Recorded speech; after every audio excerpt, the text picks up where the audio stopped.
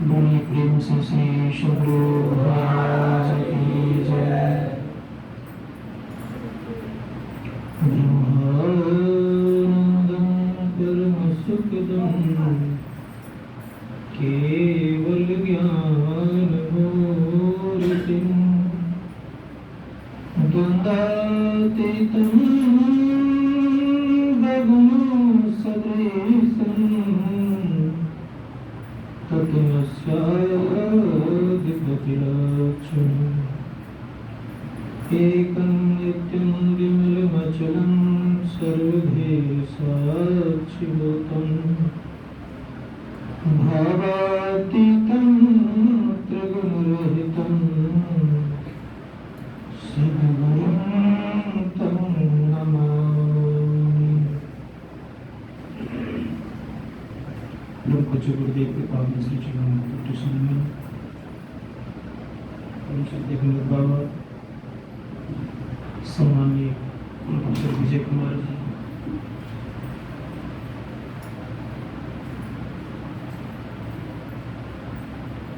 आदरणीय साधक वृंद, संवेद समादरणीय सज्जन, आदरणीय माता व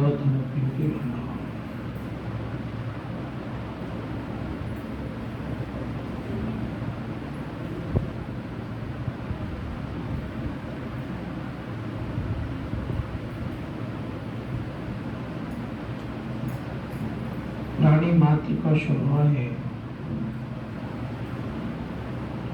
सुख पाना,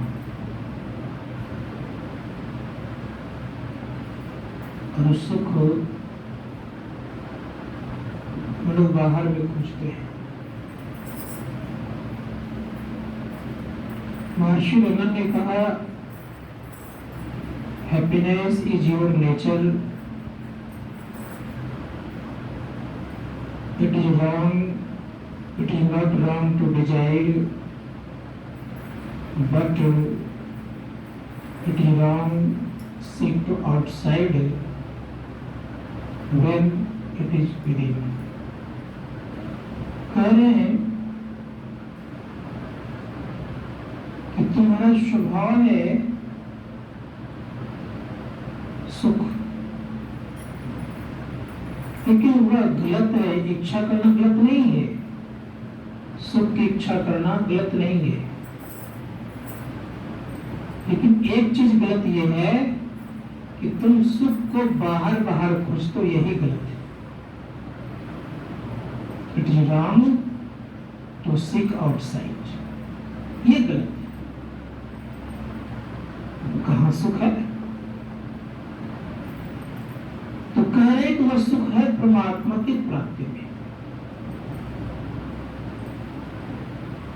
इसलिए हमारे गुरु महाराज ने कहा कि परमात्मा की तरफ अगर चलोगे तो तुम्हें सुख लगेगा। इसलिए उन्होंने कहा, चलत पंथ सुख होत महा है। परमात्मा किसको कहे हैं?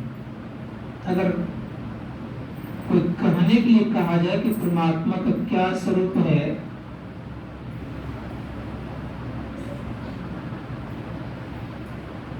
समझ गए मैं नहीं बोल पा रहा हूं? परमात्मा के संबंध में कोई बोल नहीं सकता, क्योंकि वाणी का विषय नहीं है। ना वो वाणी का विषय है, ना मन का विषय है, ना बुद्धि का विषय है, ना तर्क का विषय है। तब किसका विषय है? किसी का तो होगा ना।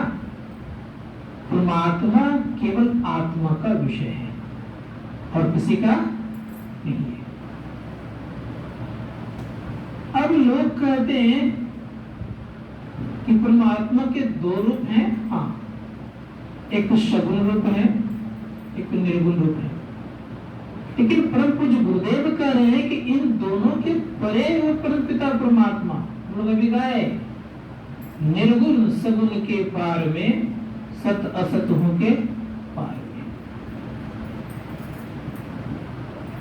जो भी सगुण रूप में आते हैं वो माया आते याद रखिएगा। संत कबीर साहब कहते, आवे जाए सो माया साधो, आवे जाए सो माया। जो आते और जाते हो माया कहलाता है। दूसरे शब्दों में संत कबीर साहब कहते हैं समकुटी माही समाया सो साहब नहीं। समकुटी कहते गर्भ, जो गर्भ में आता है वो परमात्मा नहीं होती, उनकी माया है। शास्त्रकार कहते हैं कि माया को जानने वाला ही सुखी हो सकता है। तो कहेंगे आप लोग क्या हम लोग माया को नहीं जान रहे हैं? तो मैं स्पष्ट कहूंगा कि माया को नहीं जान रहे हैं। जो माया को जानेगा वो सुखी हो जाएगा, क्योंकि जानेगा वही जब माया से ऊपर होगा, तभी वो जान सकता, दूसरा को जान नहीं सकता। जैसे कोई एमए वाला को वही पढ़ाएगा जिन्होंने एमए की पढ़ाई करके पीएचडी कर लिया हो, तो बढ़िया पढ़ा सकता है उसको। और जो पढ़ाई ही नहीं है एमए तक की, अगर मैट्रिक वाला कर तुम्हें वाला पढ़ा तो क्या पढ़ा देगा? वो नहीं पढ़ा सकता। ठीक उसी प्रकार से याद रखेंगे कि मायापति को जान जाएंगे तो माया को भी आप जान देंगे। कहां जाना पड़ेगा? इसके लिए अंतर साधना करनी पड़ेगी। गोस्वामी जी महाराज से पूछा, गोस्वामी जी महाराज का अर्थात वसुंधरा जी महाराज का इष्ट देव भगवान श्री राम, उनसे पूछा कि प्रभु कैसा? तो संत कबीर साहब ने कहा जस कथिए तस होत नहीं, जस है तैसा सोए, कहत सुनत सुख उपजे और परमारथ होए। तो गोस्वामी जी महाराज कहते हैं कि परमात्मा कैसा है? तो कह रहे हैं कि प्रकृति पार प्रभु सब उर्वासी, ब्रह्म निर्विग्रह अविनाशी, यहाँ मोह कर कारण आई, रवि समतम कब की जाए। तब परमात्मा का स्वरूप जो है वो कह रहे हैं कि प्रकृति के पार है, और आगे कह रहे हैं अगुण अधभर गिरा गोतीता, समदर्शी अनवैध अचिता, निर्मल निराकार निर्मोहा, नित्य निरंजन सुख संदोहा, प्रकृति पार प्रभु सब उर्वासी, ब्रह्म निर्विग्रह अविनाशी, यहाँ मोह कर कारण नहीं, रवि समतम कब की जाए। जिस प्रकार से अंधकार सूरज के सामने जाता है क्या? कि जाता है? अंधकार सूरज के सामने नहीं जा सकता। उसी प्रकार से याद रखिएगा कि परमात्म सुख ऐसा सुख है कि वहां दुख पहुंच ही नहीं सकता है। केवल उन्हीं के सुख में एक विशेषता है कि वहां दुख नहीं पहुंच सकता है। संसार के सुख के पास तो दुख पहुंचते रहता है। आज सुख है, थोड़ी देर के बाद सुख नहीं है। अभी सुख है, कुछ देर के बाद सुख आपको नहीं रहेगा। लेकिन उनके पास, किनके पास? उस परमात्मा सुख के पास दुख पहुंच नहीं सकता। इसीलिए कहा उस प्रभु को हम जाने। तो वर्णन में आने योग्य नहीं है, मैंने पहले कह चुका हूं। महर्षि वशिष्ठ के पास भगवान श्री राम स्वयं जिज्ञासा करते हैं। भगवान श्री राम जिज्ञासा करते हुए कहते हैं कि गुरुदेव, ब्रह्म का स्वरूप कैसा है? जो भी बात कर रहे थे चुप हो गए, एकदम चुप हो गए, मुख देख रहे हैं, कुछ बोल नहीं रहे हैं। भगवान श्री राम पूछते हैं कि गुरुदेव हमसे नाराज तो नहीं हो गए? मैंने कोई अनुचित बात तो नहीं कर दी? क्या गलती मुझसे हो गई जो आप बोल नहीं रहे हैं? इन सारी बातों को जब बोलने लग गए तब महर्षि वशिष्ठ मुंह खोलते हैं, कहते राम, तुमने जैसे पूछा कि ब्रह्म का स्वरूप कैसा है तो मैं पट उत्तर ही दे रहा था, तुम्हें देर नहीं किया उत्तर देने में। गुरुदेव आप तो चुप थे, अगर उत्तर दे रहे। कहा राम, ब्रह्म का स्वरूप वाणी का विषय नहीं है, और कोई बोलता है ब्रह्म के संबंध में तो गलत हो जाता है। ये अनुभव गम्य है, और अनुभव किसी इंद्रियों के द्वारा नहीं। जिस प्रकार से आंख का विषय है रूप देखना, कान का विषय है शब्द सुनना, नाक का विषय है गंध लेना, जीवा का विषय है खट्टा मीठा रसा स्वादन करना, और त्वचा का विषय है स्पर्श करना, उसी प्रकार चेतन आत्मा का विषय है परमात्मा का अवलोकन करना।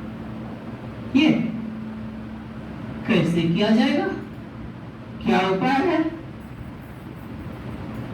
संत सद्गुरु महर्षि में ब्रह्मा जी महाराज कहते उपाय है, तुम इंद्रियों के घाटों से अपने आप को ऊपर उठाओ। जब तक तुम 14 इंद्रियों के संग रहोगे, जागृता अवस्था कहलाएगा। ये जागृता अवस्था संसार का अवलोकन करेगा, संसार की सुविधाओं को जानेगा, संसार के सुख को जानेगा, संसार में ही जानेगा और संसार को जानते रहेगा। इसके आगे और कुछ नहीं जान सकता। का स्वप्न जगत में जाते हो आप तो 10 इंद्रियां छूट जाती है, 4 अंतःकरण की इंद्रियां रहती है। कौन कौन? मन, बुद्धि, चित्त और अहंकार। जब आप हृदय में जाते हो तो एक इंद्रियां रहती है चित्त। तो संत कह रहे कि एक भी नहीं रहे, मन नहीं रहे, बुद्धि नहीं रहे, चित्त भी नहीं रहे, अहंकार भी नहीं रहे, उसी अवस्था में जिस दिन तुम हो जाओगे उसी दिन तुम अपना पहचान कर लोगे। ये कौन सा क्रिया के द्वारा होगा? शास्त्रकार कहते हैं कि जब हम मंत्र जपते हैं तो 14 इंद्रियों के संग होकर के मंत्र जपते हैं। जब मानस ध्यान करते हैं तो इंद्रियां रहती ही है। दृष्टि क्रिया करने लग जाते हैं, दृष्टि हमारी टिकती है तो 10 इंद्रियां स्वतः छूट जाती है, 4 अंतःकरण की इंद्रियां रहती है। जब अंतर प्रवेश करते हैं तो अंदर प्रवेश करते करते करते जब अंतःकरण में प्रकाश पूरा पूरा होता है, अर्थात यूं कह लीजिए उस प्रकाश में शब्द भी जब सुनते हैं तब भी 4 अंतःकरण की इंद्रियां रहती है। लेकिन परम संत साहब कहते हैं कि मन, बुद्धि, चित्त, अहंकार की है त्रिकुटी लग दौड़। दर्शन करें, मन, चित्त, अहंकार की है त्रिकुटी लग दौड़, जन दरिया इनके परंग ब्रह्म की ठोर। परंतु साहब क्या कहते हैं? उन्होंने कहा सहस्त्र दल कमल के पार में मन बुद्धि हिराना हो, प्राण पुरुष आगे चले सोई करत बखाना हो। सहदल कमल किसको कहते हैं?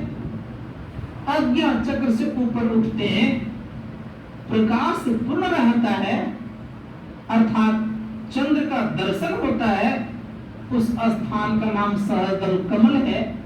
शास्त्रकार कहते हैं कि यहां तक मन बुद्धि चित्त अहंकार है, लेकिन उन्होंने कहा आगे भी है। लेकिन मैंने एक बार जिज्ञासा महाराज से ब्रह्मा जी महाराज से की थी, किसकी दौड़ कहां तक है, कहां तक रहता है? तो व्याख्या गुरु महाराज के प्रवचन में भी आप पढ़ेंगे कभी। उन्होंने कहा कि जब तक सार शब्द जीव नहीं सुन लेता है तब तक उसका आंशिक रूप से चारों अंतःकरण की इंद्रियां बनी ही रहती है। इस सार शब्द कब सुनाई पड़ेगा हम अपने जीवन में? पहले तो जड़ात्मक शब्द चाहिए और उसके पहले प्रकाश चाहिए। तो जड़ात्मक शब्द कहां तक? तो शास्त्रकार कहते जो हम सुनते मोटे मोटे शब्द, ये सारे जड़ात्मक शब्द हैं, जड़ मंडल के शब्द हैं। और जड़ मंडल होते हैं 4, स्थूल, सूक्ष्म, कारण और महाकारण। इन 4 जड़ मंडलों में रहने के कारण इसके जो अंतर्गत का शब्द है ये अनहद शब्द कहलाता है और जड़ात्मक शब्द कहलाता है। लेकिन कहा जैसे जिस क्षण उस परमपिता परमात्मा की आवाज को सुनेंगे उसी क्षण ये चारों अंतःकरण की इंद्रियां अपने अपने समष्टि रूप में जाकर के विलय होगी, अपना पहचान, फिर परमात्मा पहचान। फिर क्या होगा? तो परम पूज्य गुरुदेव कहते हैं हम प्रभु प्रभु एक ही हुई, द्वंद और द्वैत रहे नहीं कोई। मैं ही ऐसी आरती कीजिए भवमजन बहुल संसार में आना नहीं पड़ेगा। गोस्वामी जी में महाराज क्या कहते हैं? गोस्वामी जी महाराज कहते सरिता जल जल निधि महा जाई, कोई अचल जिमे जीव हरि पाई। परमात्मा को प्राप्त करके वो परमात्मा ही हो जाता है, उनके सारे दुख द्वंद्व समाप्त हो जाते हैं। ये थोड़ा सेवन करा, क्योंकि इजाजत देता नहीं बोलने का। बोलिए प्रेम से श्री सद्गुरु महाराज।